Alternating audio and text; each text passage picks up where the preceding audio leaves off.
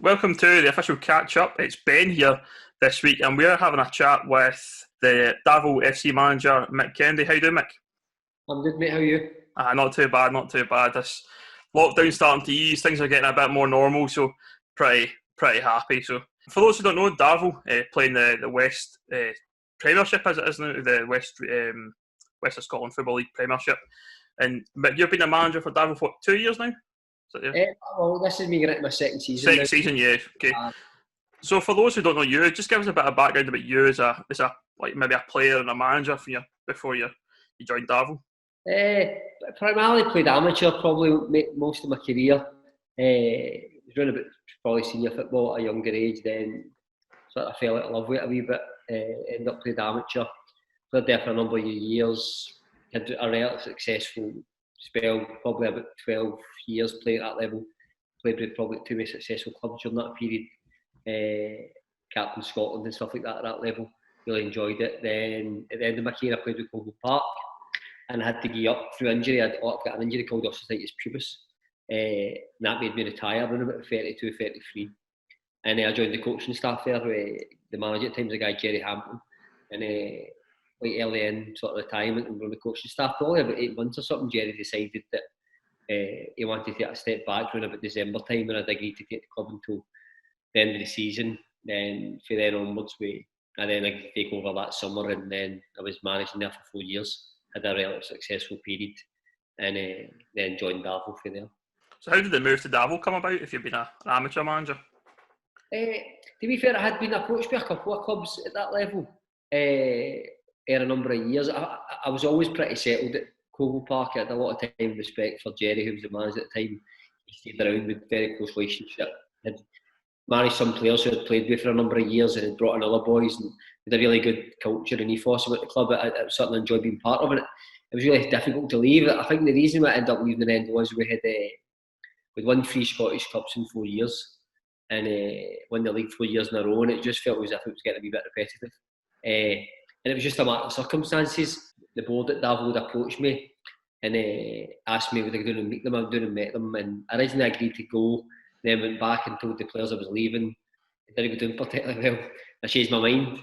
And then again, Jerry Hamilton at the time said, listen, I think you've achieved all you can achieve here at this level in terms of management. You need to go and push yourself somewhere else. And it was just Darvel. It seemed the right fit at the right time, sitting with John and the rest of the board. And they seemed really ambitious.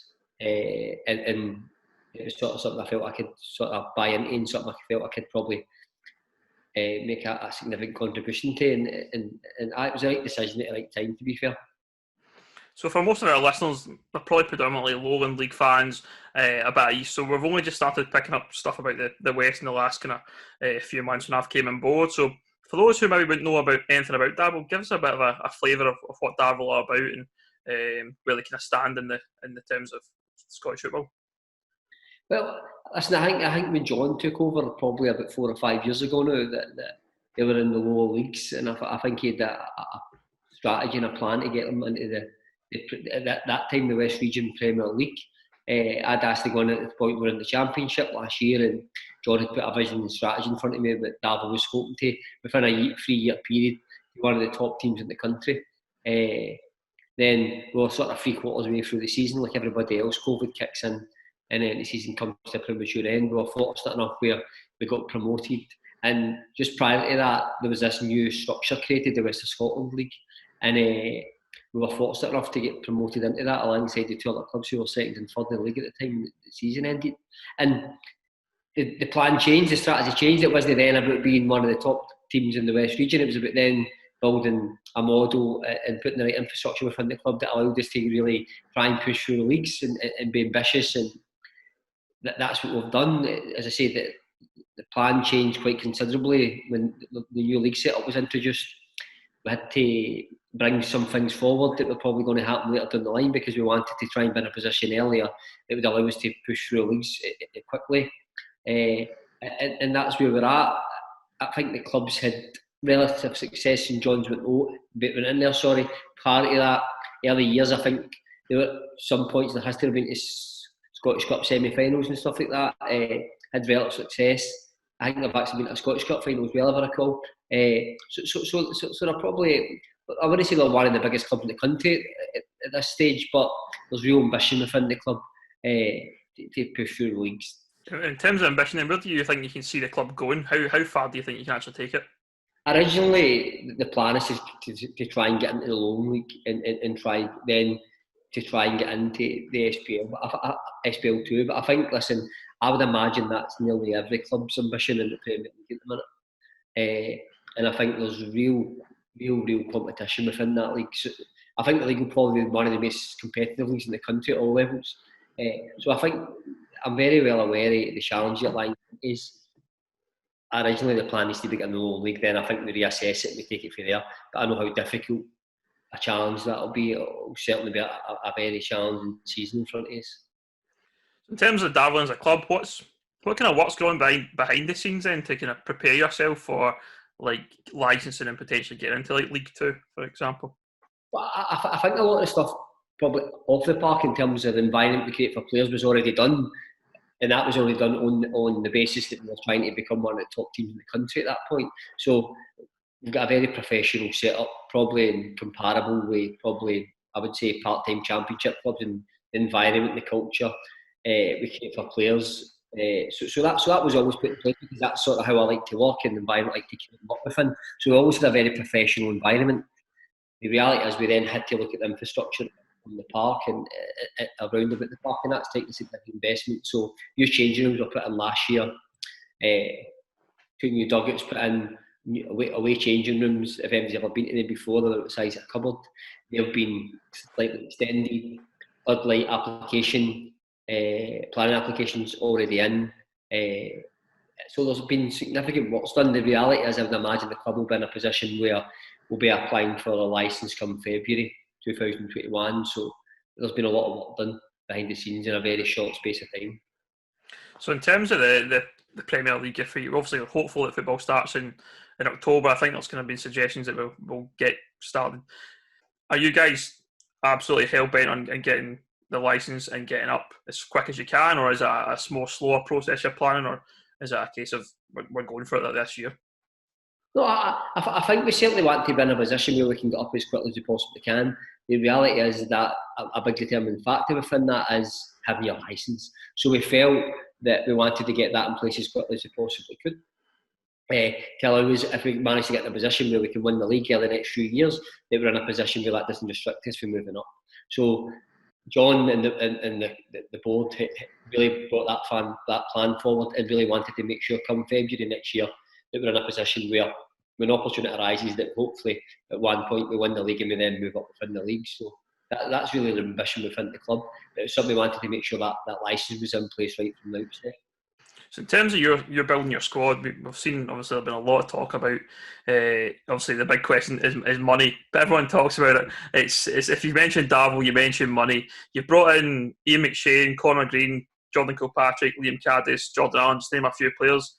I mean, that can't be cheap to bring in those guys. No, listen, I think one of the...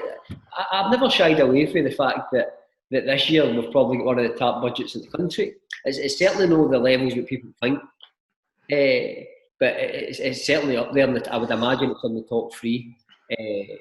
But it's certainly not a blank checkbook. It was very much like last year. As I say, there's a structured business plan that was put in place when I took over. This year's budget was already agreed in year 1. So with a budget to get the championship, with a budget we felt we needed to come in this league and compete.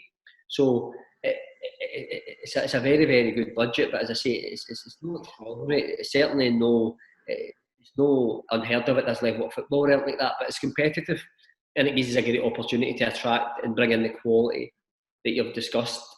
Also alongside the environment we create for players, I think that sometimes gets forgotten about. But some of the figures you hear. Wavy numbers. The reality is we're nowhere near some of those figures. You got to admit some of the rumours are pretty good. I think my favourite one was Chris Boyd was going to be signing and playing up front for you. Was there any truth in that at all, or anything? No, listen, with loads of injuries last year, and Chris is a good friend of one of the directors, and I spoke to Chris a couple of times, a nice guy and stuff like that. He's good friends with one of my mates as well, but I don't think it was ever a serious chance of Chris coming in. I'm sure he's half retired. and we definitely couldn't afford his wages.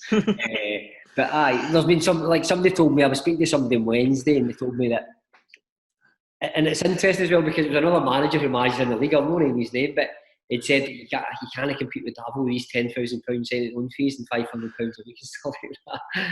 Absolutely remarkable figures. But no, listen, I say to everybody I speak to, I'm very open and honest. If somebody asks me an honest question, then I'll give them an honest answer. I've never shied away from the fact it's a very, very good budget. But it's a budget that's put in place by the club. It's strict, it's rigid, and it's part of the business plan the club's got in front of it for the next few years. And I have to adhere to that. I think one of the things that people always say that Darvel don't seem to have very many fans.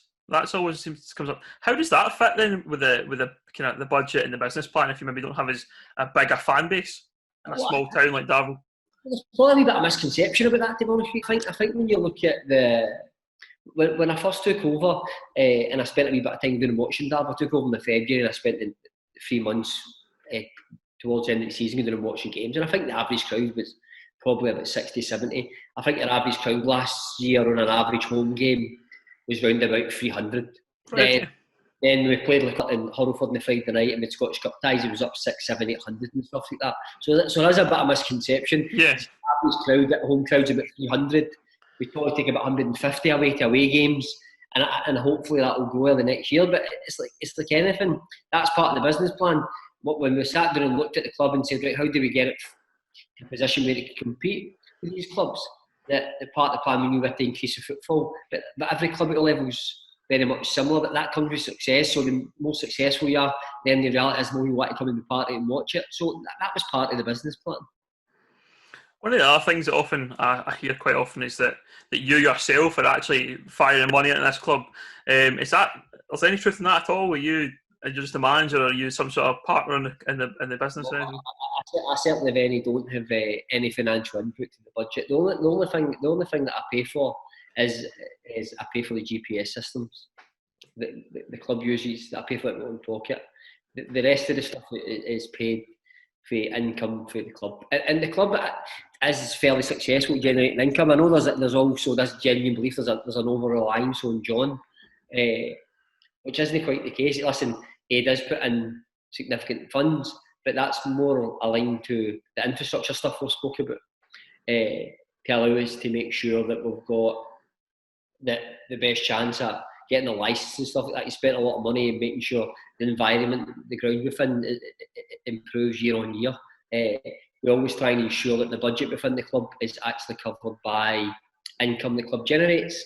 And if there's ever a shortfall in that, for instance, this year when you look at COVID, whatever impact it have, then I'm sure that John, if there's a reliance that we need to go to John, then I'm sure John will cover that. But I say this all the time as well.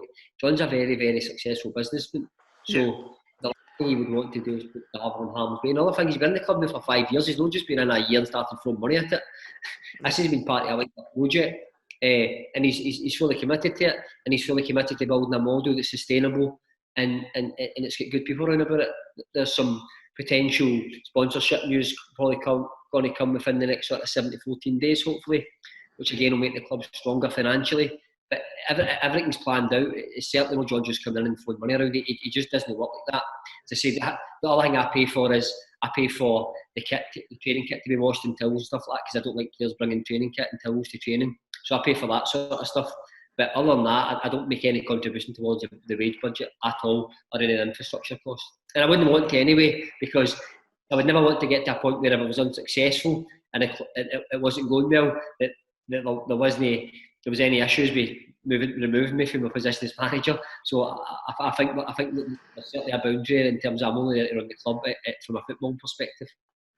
I think you use the word misconception. I think that's quite common when it comes to Darvels. A lot of people have a lot of views that are kind of bred out of social media and forums and all that. And I think there's a lot of kind of unfair comments made about the club. And I think when I see it, there's a lot of clubs have done this before, where they've brought in money and bought guys like you mentioned and put infrastructure in place, and it's maybe not worked. So it's not uncommon at our level of football for somebody to do that. And I think that's the thing you always see, that it's always Darvel and money seems to be the regular kind of comment.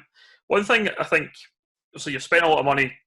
Come back to the money for a second. You've spent the money in the squad this year, and it looks like you've got a great squad in there. Is it a case of a kind of boom or bust with that squad? Are you really like have you got to get up this year, or is it a case of can you really kind of take your time to get up? Because I think a lot of people have perceptions if you don't get a success straight away, it's kind of it's all been kind of in waste sort of thing.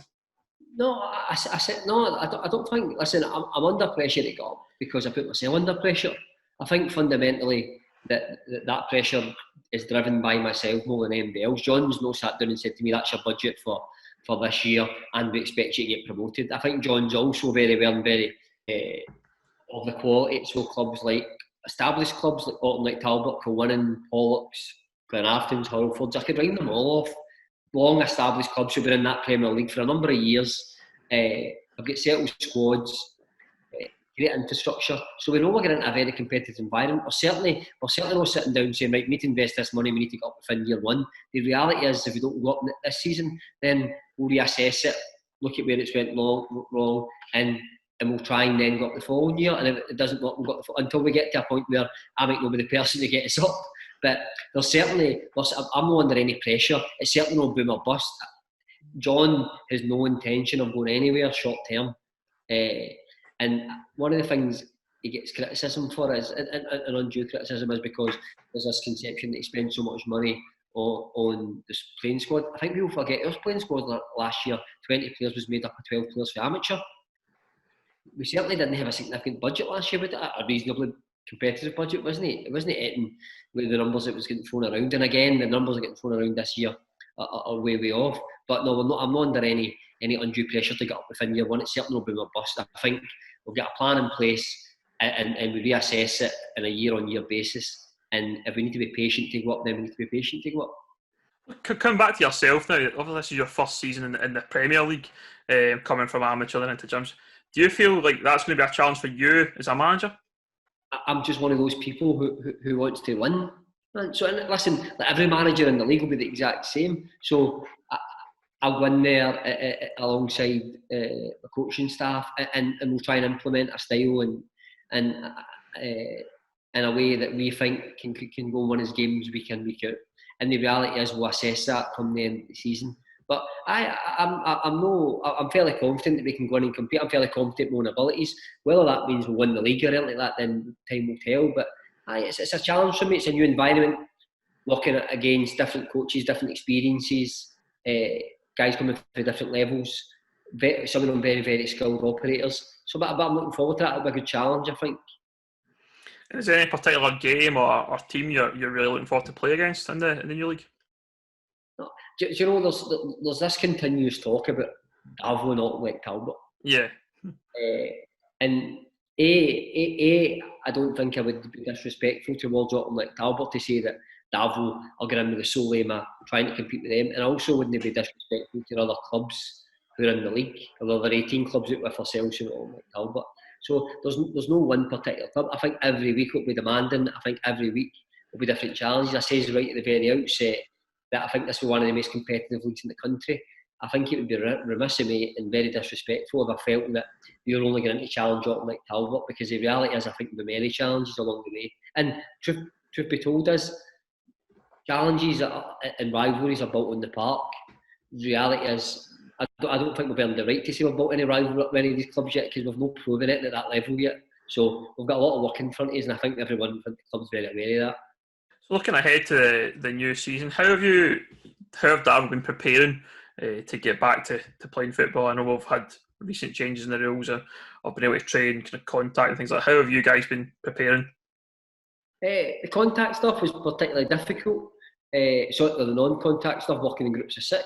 So there's real challenges behind that. Speaking to other managers in the league and stuff like that, who are friendly with probably 5 or 6 of the guys.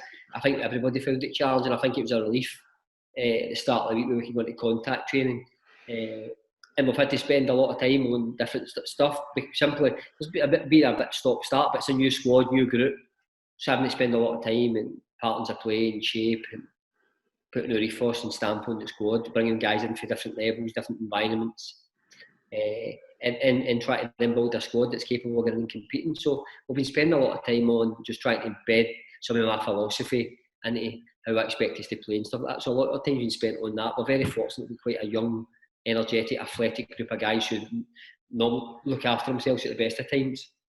So we managed to spend a lot of time on the training field with the boys and work on, as I say, the dynamics of how we want to set out and play.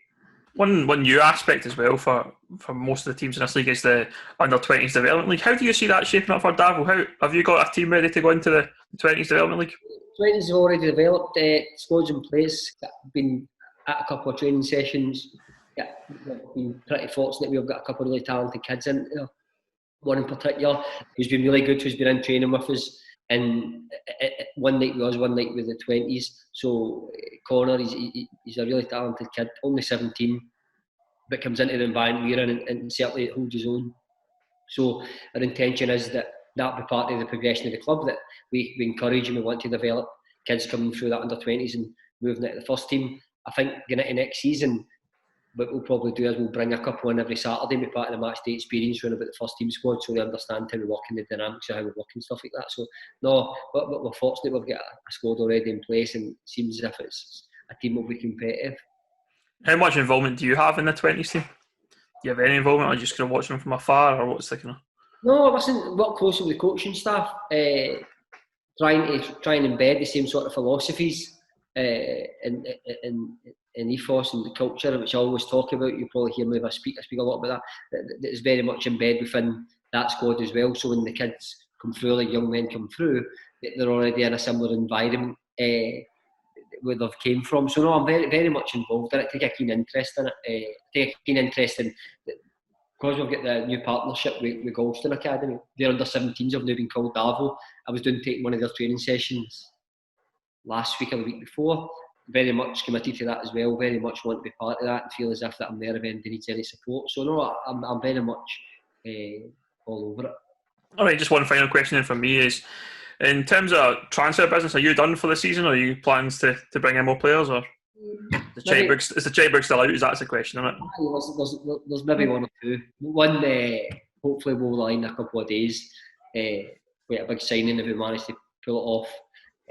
Looks like it's done, so just got bits and pieces to tidy up, and maybe one other, depending on what happens. But we're nearly done. We're running about squad 18, 19. Just maybe want to try and finish on a number 20, 21 at most. So we're nearly done. I think one of my favourite things I've seen earlier in the summer was when someone took a photograph of you outside Jamie Glasgow's house, and I think it was Auchinleck or something, or some random fan. I thought that was excellent. I thought there's Mick outside Jamie's house and having a conversation. So Jamie Glasgow going to sign for Talbot? Is that an exclusive? No, and listen, I felt sorry for Jamie that day. It was generally totally innocent. Listen, I think anybody who knows me knows my admiration for Jamie and the qualities he's got. Listen, there's loads of players at this level, but it was more a personal thing than it was related to Auchinleck and Darvel. I actually think at that point Jamie signed his new contract. Right. So I think it was just a matter of circumstances. Somebody in the streets beat Jamie's door, and unfortunately took a photo and posted it online and stuff like that. But it was. I felt more sorry for Jamie because obviously Jamie had to go back and explain. But yeah. It was totally innocent, to be fair. It wasn't the first. It wasn't. It was like the second time you get photographed was in Marhall as well. I think he's got snapped outside your car in Marhall. I think that was another one. I thought people must be tracking you down and following you around or something, Mike. I think from that perspective, listen, that was an almighty furore, and you know something, rightly so, probably because we made some bad decisions. I made some bad decisions. Some of the players made bad decisions, and unfortunately. Not unfortunately, because I don't think unfortunately getting to do it. We were photographed with training we shouldn't have been training. There was a group of players there, not just my own players, and I think it brought a bit of a bad publicity to the club. And I think probably where it was probably more an issue is the fact that, and I think John said this, that the club was fully aware of what was going on. It was never an official arrangement with Marhall and the club or anything like that. It was something a group of players was there and I attended, and listen, it shouldn't have happened. We apologise for it internally within the club. The players were disciplined. I was disciplined, and unfortunately, you just live and learn. It's something we've had to move on from. We took some stick for it, rightly so. And as I say, we've just learned a lesson from it. Yeah, I thought it did seem like a strange one that somebody would go out their way to actually do that, and I think I guess it's the media, isn't it? The media, they'll do anything for a story, and it just seemed like a much to do about nothing. I think you probably find that there's a lot of teams in a similar position to yourselves doing the same kind of thing, and it just so happened that you guys were kind of Aye, listen, spotted. listen, and that's no mitigation, to be fair, because the reality is, listen, I'm probably very well aware, I'm sure you were very well aware as well, there's maybe a number of teams potentially doing it, but the reality is that is no mitigation for us doing it, because the reality is we shouldn't have been doing it.